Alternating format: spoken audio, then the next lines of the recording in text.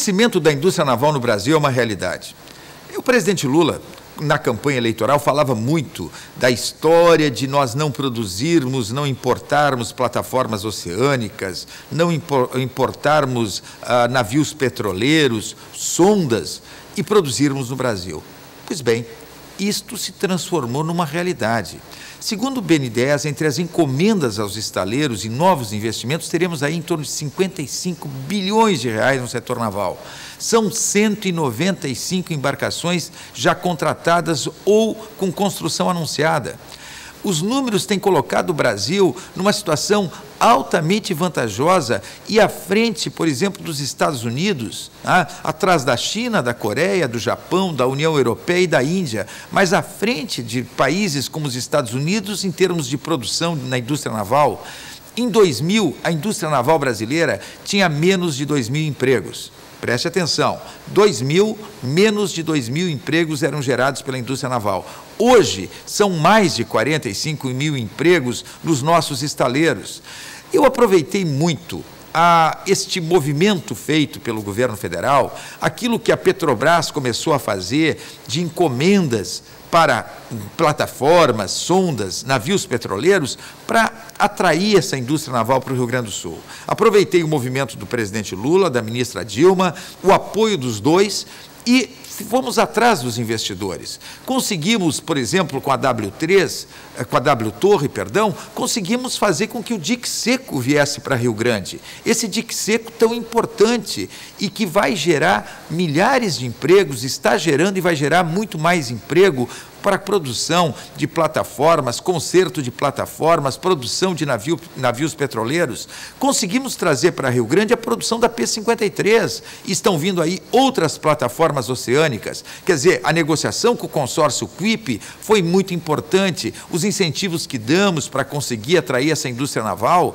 aquilo que garantimos de área no Porto de Rio Grande, está aí uma indústria naval crescendo, sendo fundamental para o desenvolvimento da região sul, da metade sul do estado, e para o desenvolvimento do Rio Grande do Sul. Não são os milhares de empregos que estão sendo gerados apenas em Rio Grande e na região sul, é aquilo tudo que se espalha pelo Rio Grande em termos de fornecedores para essa indústria naval, fornecedores de insumos, então todo o setor metal mecânico do estado se favorece. Observe o seguinte, cada plataforma oceânica que vai buscar petróleo lá no fundo do mar, ela tem um custo de 2 bilhões de dólares. Uma sonda de perfuração usada também na exploração dos campos marítimos não sai por menos de 1 bilhão de dólares. Um navio petroleiro custa de 60 a 100 milhões de dólares. Quantos empregos são gerados? O que representa isso para o futuro do Estado e para o futuro do Brasil? Então, esta indústria naval é um dos fatores para a alavancagem do nosso desenvolvimento. E eu fico muito feliz, porque tive uma participação, acredito, no nosso governo importante para garantir esses investimentos no Rio Grande.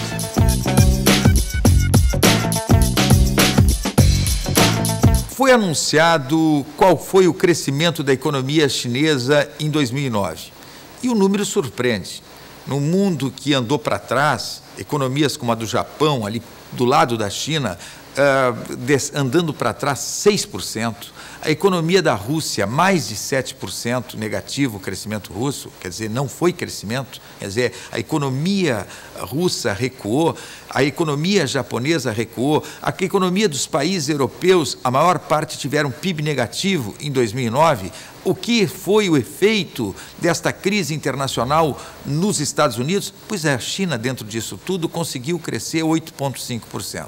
Claro que a China não pode crescer menos do que 10% ao ano para acompanhar o crescimento da sua população, a necessidade de colocar gente no mercado de trabalho, mas 8,5% dentro da realidade internacional é um número que deve ser comemorado pelos chineses.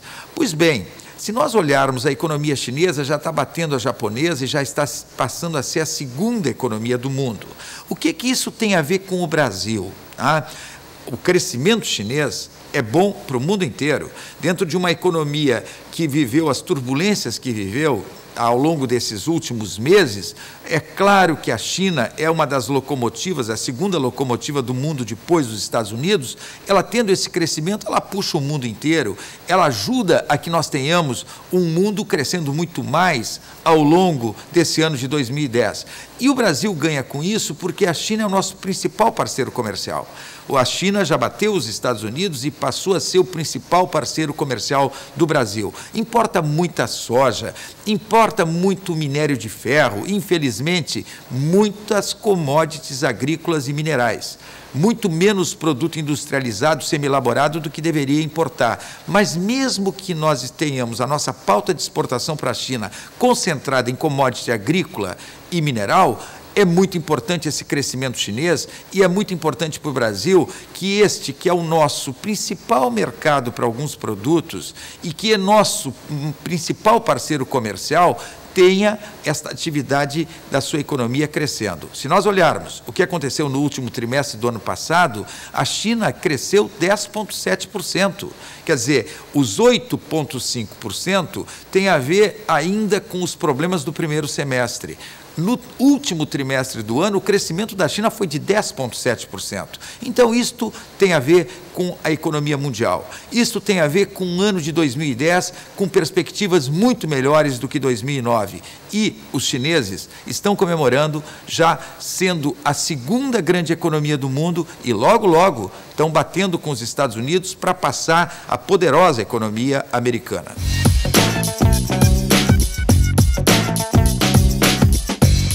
A semana foi de anúncio do surgimento da nova Braskem.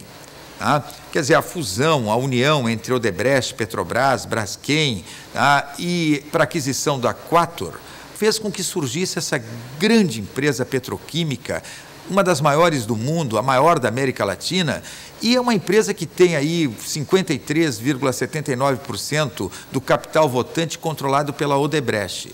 E a Petrobras ficando com 46,21% desse capital votante. Uma grande empresa, uma empresa que vai ter um faturamento anual de 26 bilhões de reais, uma empresa que, integrando a primeira e a segunda geração petroquímica, vai trabalhar com 26 plantas que estão localizadas em São Paulo, no Rio de Janeiro, no Rio Grande do Sul, na Bahia e em Alagoas. Uma empresa que terá capacidade de produção de resina de 5,5 milhões de toneladas ano. Quer dizer, é uma grande empresa do setor petroquímico. Há uma dúvida.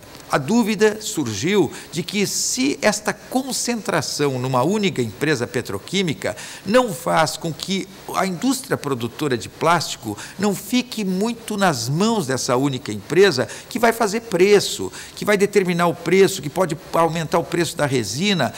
O que diz a nova Braskem é que isso não vai acontecer, e bem ao contrário, com o aumento da escala de produção, poderá haver redução do preço da resina.